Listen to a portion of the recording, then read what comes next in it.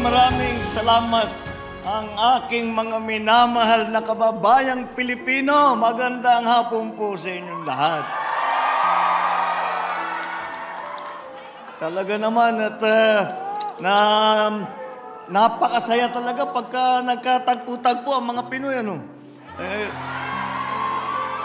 Kami, nakita naman po ninyo, nandito kasama natin yung ibang mga cabinet member at maraming mga meeting na ginagawa dahil state visit ito Kaya at marami kaming ginagawa at yung mga meeting namin, alam nyo naman, siyempre seryosong usapan. Kaya yung pagka may pagkakataon na makasama at makapiling ang ating mga kababayan, siyempre kami pupunta, talagang masaya, naiba, at pati na yung mga tiga rito nagugulat sa atin dahil ang gugulo natin. Pero yung magulo na nakangiti, ganyan talaga ang hugis ng Pilipino. Magpapasalamat ako sa ating butihing kalihim ng Department of Foreign Affairs sa kanyang pagpakilala. At uunahin ko pong batiin ang aking minamahal na First Lady,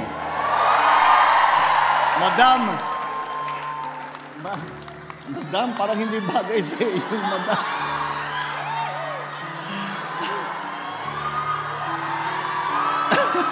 Lisa Araneta Marcos, ang ating mga cabinet member na sumama rito. Alam nyo po, yung iba dito, hindi kasama rito, pero namilit silang pumunta at sumama sa atin para makita kayong lahat. Kaya dahil nga, kagaya ng sabi ko, mabigat yung kanilang trabaho, ito na, yung pampasarap at pampasaya ng aming parang bakasyon sa amin ito sa gitna ng state visit. Papatiin ko rin ang ibang membro ng ating delegasyon na galing sa Republika ng Pilipinas, ang ating Charge d'Affaires at saka Consul General Emmanuel Fernandez. Lahat na nandito na mga galing sa Philippine Embassy na tumutulong sa ating lahat kapag may problema.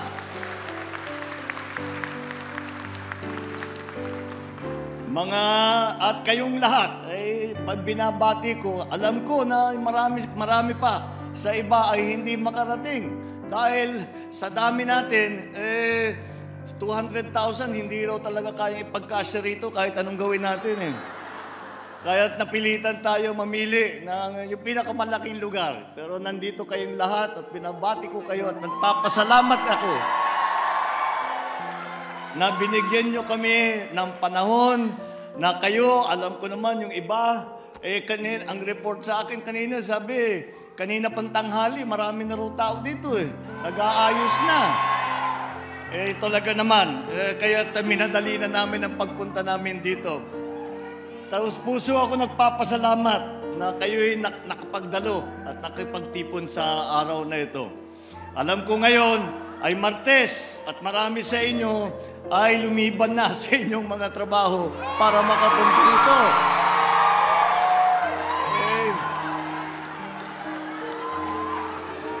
Talaga naman, dahil dyan ako'y nagagalak at sa inyong pagdadating. At makita kayo kahit sandaling panahon lamang. At kami ay ipagpapatuloy namin ang aming state visit at siguro sa makalawa ay balik na kami ng Pilipinas at marami pang kailangan gawin, marami pang trabaho. At lahat po ng nakaharap ninyo, lahat po ay lahat ay maraming ginagawa upang tulungan ang hindi lamang ang mga ating kababayan sa Pilipinas, ngunit pati na ang mga minamahal namin at rinirespeto namin, dinadangal namin ng mga OFW. Ngayon, ang ginawa naming programa ay naiba ng counter. Dahil sabi namin, napapag-usapan namin, paano yung dati, aakyat ng 8 tao mag-speech, tapos wala na, tapos na. Sabi ko, hindi pwedeng ganun. Dahil lahat itong mga ito ay bumoto sa atin kahit hindi natin kinampanya. Kaya sa eleksyon nito, dito sa Singapore, nabaliktad ang usapan. Nagboto muna kayo, tapos ikakampanya kayo namin ngayon. Ipapakilala ko po sa inyo ang ating mga kasamahan na nandito ngayon. At para malaman ninyo po ang ating mga iba't iba sa ating mga cabinet member na ginagawa ang lahat upang tulungan magpaganda ng buhay ng ating mga kababayan, pagandahin ang ekonomiya, para paramihin ang trabaho, at kung talaga kami ay maging matagumpay, para pauwiin na kayo at maaari na kayong magtrabaho sa Pilipinas. Nandito po ang ating secretary ng pinakabagong department. Pero ito ang siguro isa sa pinaka-importanting department, ang bagong Department for Migrant Workers, Secretary Toots Ople. At susunod naman po, Secretary Naida Angpin, na tumutulong siyang head ng Presidential Management Staff. At si Secretary Ben Jokno ng Department of Finance.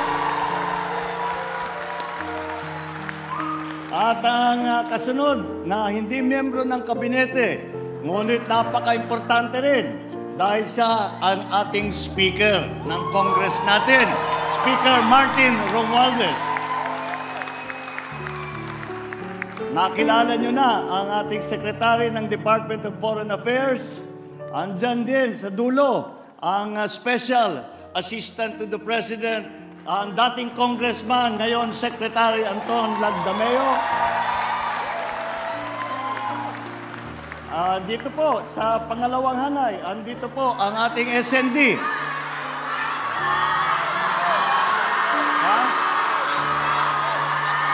Ayoko na! Ayoko na sa inyo. Tama na yan. Hindi ko na gusto yan. Pakilala ko muna yung mga talagang nagtatrabaho. Hindi yun. Ang ating acting Secretary of National Defense, Secretary Faustino. Ang ating Press Secretary, Trixie Angeles.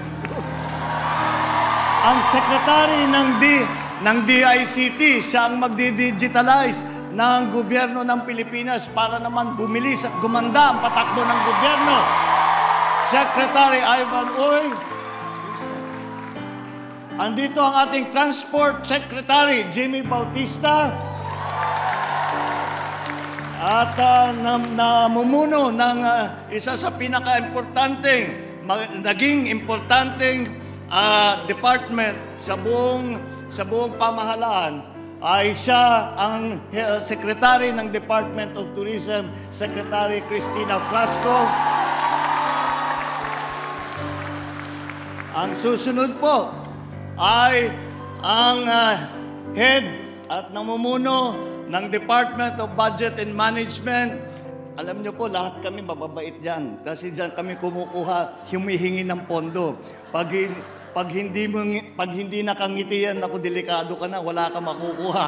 Kaya lagi namin siyang inaalagaan. Secretary Minia Pangandamana. Si Asaneda, ang ating National Economic Development Authority, ang aking kababayan, si Secretary Arce Balisacan. At sa dulo naman po, ang ating Governor ng Central Bank, Governor Philip Medan. At sino pa ba?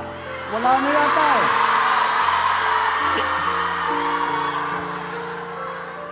No, sige na nga.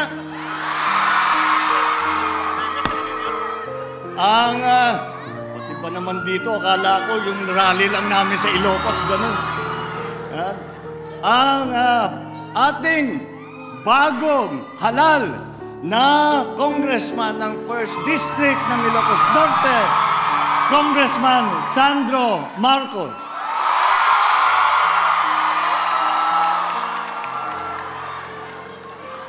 Alam niyo po, siguro, ito po yung lagi kong, nung nasa kampanya kami, ito yung lagi kong kinikwento. Na siguro na-live stream ninyo, narinig nyo na itong payo na ibinigay sa akin ng aking mga magulang. At ang payo sa akin, sabi nila, huwag kang aakyat ng entablado na may mas magandang lalaki sa'yo. Namimilit. Ayoko sama wala na. Pinuno ko na yung sasakyan, namilit pa rin sumama dahil alam niya, yung sa kampanya namin, excited ako dahil lalo na nung una. Dahil pagdating, pasok dito, nagsigawan ng mga tao. Yung mga babae nagtititili. Sabi ko, sa loob-loob ko naman, sabi ko, galing, may asim pa. Bigla na lang, may maglalabas ng placard na gano'n, nasan si Sandro? Ilabas si Sandro. Iyon na ang boto ko, akin si Sandro. Kaya mabuti na lang. Nandito siya at kasama natin. Ito po ang ating mga cabinet member, ang ating mga opisyal na magtitimon sa ating ekonomiya para pagandahin ang buhay ng ating mga kababayan.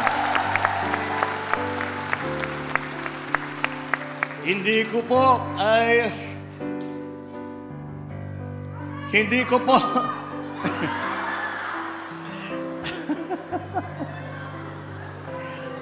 ako'y lubos na nagpapasalamat sa inyong walang humpay na suporta. Kagaya nga ng sabi ko, kahit na hindi po kami nakapagkampanya dito sa Singapore at sa ibang bansa, lalong-lalo na dahil nung panahon na yon, may mga protocol pa, hindi tayo makabiyahe ng husto. At kahit na gusto namin kayong puntahan, ay hindi pa kami napapayagan. At pero ngayon, eto na ang ating pagkakataon. Kaya nga sinabi ko dito sa halalan na ito, nabaliktad ang proseso. Nauna ang boto kaysa sa kampanya. Nahuli yung kampanya. Pero since kampanya ito, huwag niyo pong kalimutan, iboto po ninyo Bongbong at Sara. Ha? Dahil po sa inyo, kami po sa aming samahan na aming itinawag na Unity Team ay nagtamo ng landslide victory. Ito na ang unang pagkakataon sa kasaysayan ng politika sa Pilipinas na nagkaroon ng majority na Pangulo dahil sa inyo, dahil sa ating mga minamahal na kababayan sa Pilipinas. Lahat po, pati kami ay nagulat habang nagbibilang ng boto na umabot ng labis ng 31 million votes ang ibinigay ninyo sa amin. Kaya naman, malalim po ang utang na loob namin sa inyo. Kaya ang aming kapalit ay ang trabaho at pagpaganda sa Pilipinas. Nakita ko rin noong nakaraang halalan ang Singapore ay kayo ang isa sa pinakamataas na voting sa lahat ng iba't ibang lugar. Singapore had the highest, I think one of the highest or the second highest voter turnout sa lahat ng overseas automated voting in the Asia Pacific. Third by percentage. Sa number na nabumoto, kayo ang pangatlo sa buong mundo, lit-lit ng Singapore. Pero pangatlo kayo.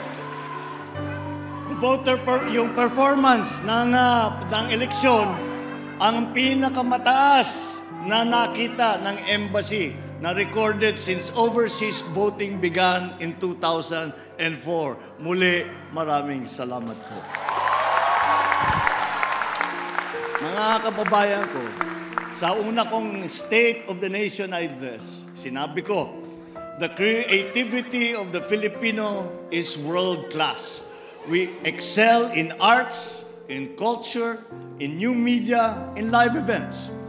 And the showcase of talent this afternoon in this auditorium is a testament to the Filipinos' competence and excellence, not just in the creative space, but also in whatever work, profession, or any other endeavor that we put our hearts and minds into.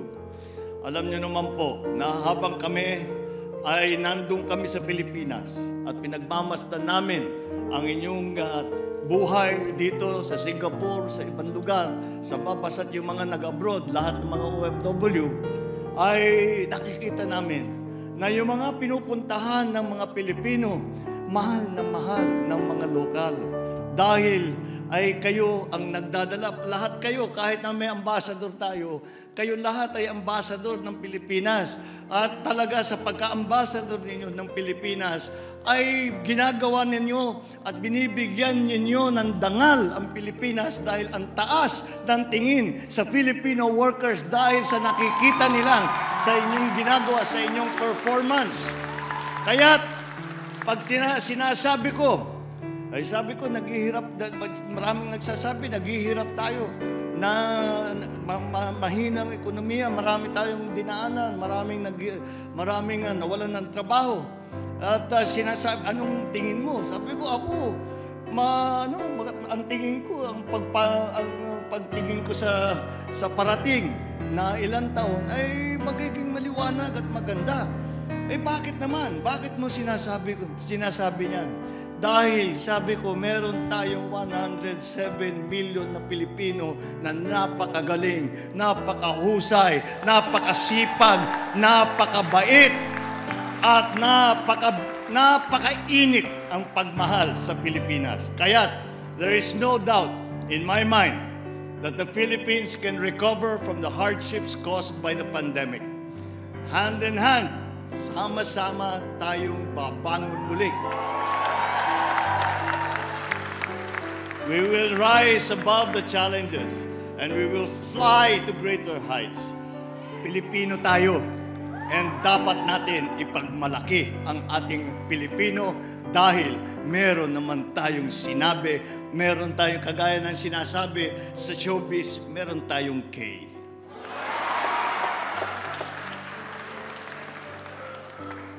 The demographics of over 200,000 Filipinos here in Singapore ay paiba-iba. Very paiba-iba ang inyong mga naging trabaho. We have hardworking household service workers, those in the allied medical professions, engineers, architects, bankers, entrepreneurs, and those in schools. Nagtuturo ang nagtuturo sa atin, ang teacher na ang tinuturuan. Ganun kagaling ang tingin sa ating mga teacher.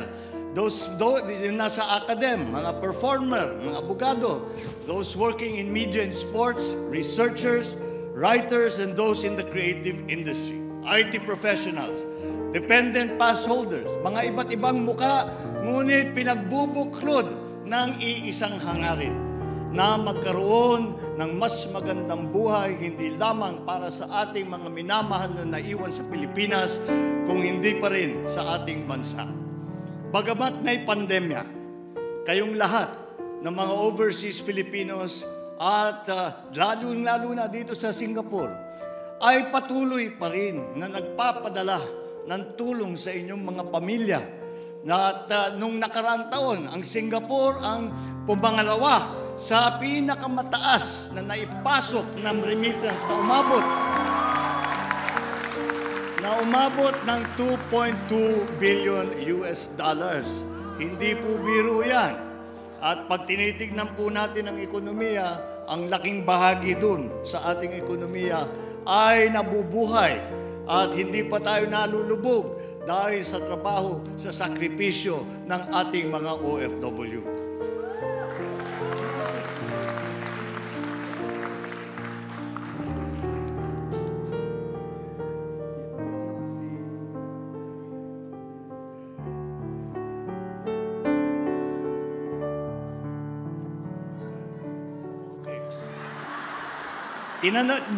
Kinukonsulta ko lang. Kinukonsulta ko lang ang ating Secretary of Migrant Workers dahil nung palipad kami rito, galing po kaming Jakarta. At nung palipad kami rito, meron siyang ibinigay sa aking dokumento na merong malaking pagbabago dito sa hiring policy at sa ng Singapore at sa Pilipinas. Pababayaan ba? Tawagin natin siya para siya ang magpaliwanag sa inyo na mabuti kung ano yung patakaran para sa Singapore. Salamat, Ginoong Pangulo. Ang good news po, mismong gobyerno ng Singapore ang nag-reach out sa atin. Andito yung ambassador ng Singapore sa Pilipinas. At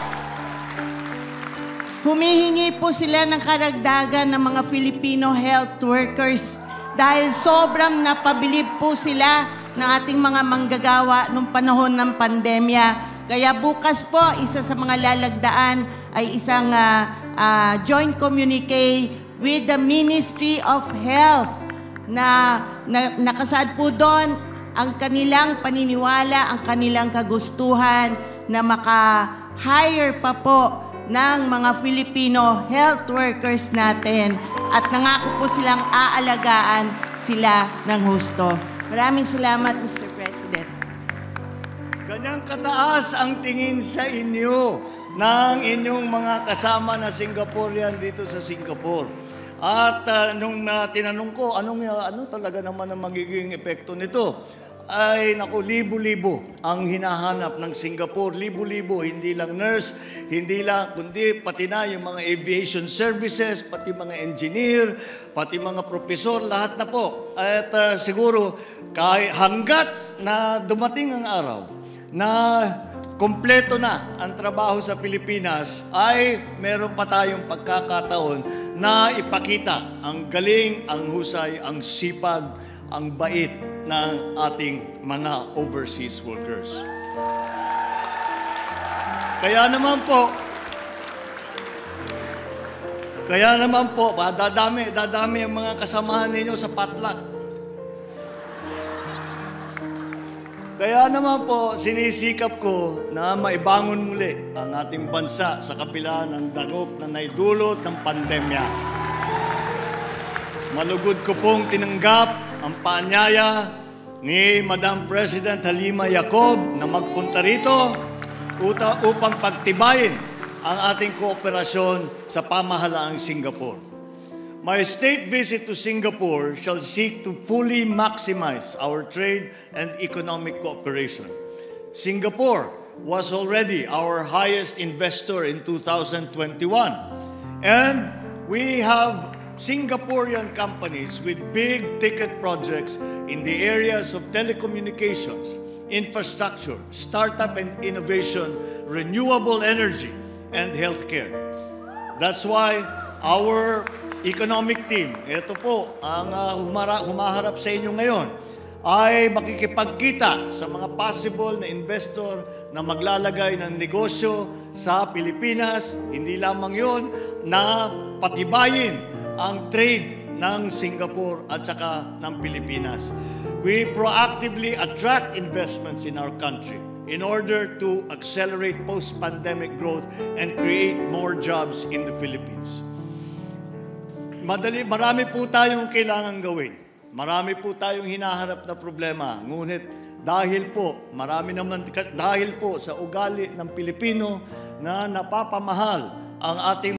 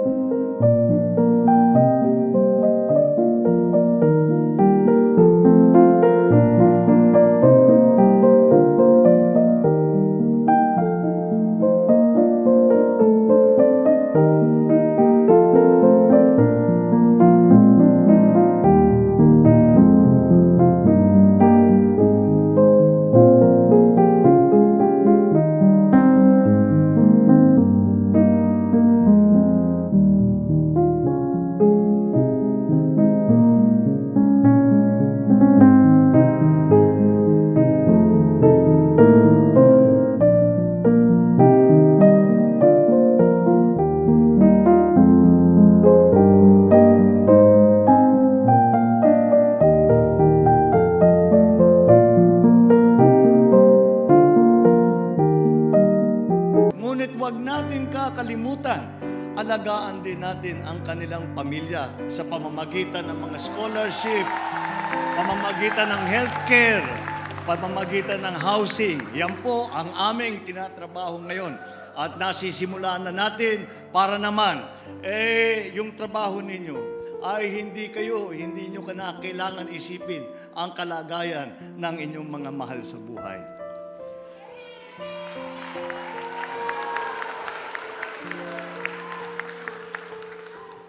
Sa simula ng 2023 na fully operational na ang Department of Migrant Workers sa pamumuna ni Secretary Susan Ople, ay makikita na po natin na mararamdaman na po ninyo ang kamay ng ating pamahalaan sa pagtulong sa lahat ng bagay na hinaharap ninyo. Problema man o hindi, ay sila ay nandiyan at wala silang ibang trabaho kung hindi alagaan ang ating OFW. Nagpunta po rin kami dito sa Singapore upang manghikayat pa ng maraming investment para sa ating bansa. Sila po katuwang ng ating mga embahada at konsulado ang magtataguyod sa karapatan at kapakanan ng mga manggagawang Pilipino sa buong mundo. Being in another country far away from your loved ones is not easy. Pero matibay ang Pilipino. You can withstand hardships while wearing the most beautiful of smiles. Madalas ko po mapag-usapan yung ngiti dahil pinag-uusapan po namin ng ating Secretary of Tourism na si Cristina Frasco. Sinasabi niya, we have to promote the brand of the Philippines. Sabi ko, ano yung brand ng Pilipinas? Nagtingi ng kaagad kami. Yung ngiti, yung smile. Iba ang ngiti ng Pilipino.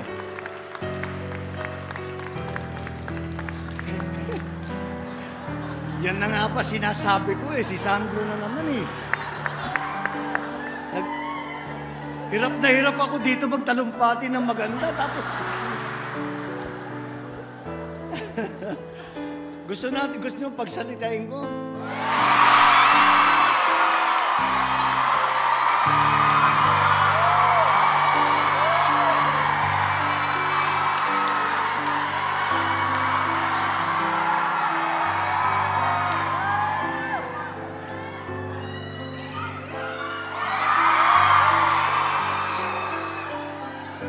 Ano ba kayo? Pinigilan niyo yung Pangulo mag-speech? Nakakahiya naman. Sir, pasensya na po. Pero kita naman, mas mahal ka pa rin. Maraming salamat sa inyong suporta sa aking ama noong halalan. Maraming salamat sa napakainit ninyong salubong ngayong gabi na ito. Mag-ingat kayo lagi at salamat sa lahat ng ginagawa nyo para sa inyong pamilya, sa ating bansa. Mag-ingat kayo lagi at mabuhay ang Pilipinas. Hindi ko naman, nahihiya pa ito, pero pag nasa kongreso ito, ang daldal nito, ang haba mag-speech niyan. Yung speaker, sinasabi niya, tama na. Sige pa rin si Sandro. Pero talaga, hindi natin may iwasan na magbigay ng saludo sa inyong lahat na kumakayod sa malayong lugar upang mabigyan ng magandang kinabukasan ang inyong mga pamilya at ang inyong mahal sa buhay. Inilatag ko sa State of the Nation Address ang mga plano ng gobyerno para sa patuloy na pagbangon ng Pilipinas. Alam kong ako ay makakaasa sa inyong patuloy na aktibong partisipasyon at pagtulong sa ating mga kababayan at sa ating bansa. Makakaasa po kayo na ako, kasama ang ating kabinete, ang ating mga opisyal, ay puspusang magtatrabaho upang makamit ang inaasam-asam nating pag-asenso. Mabuhay kayong lahat. Mabuhay ang mga OFW. Mabuhay ang Pilipino! Maraming salamat po at maganda pong hapon sa inyong lahat.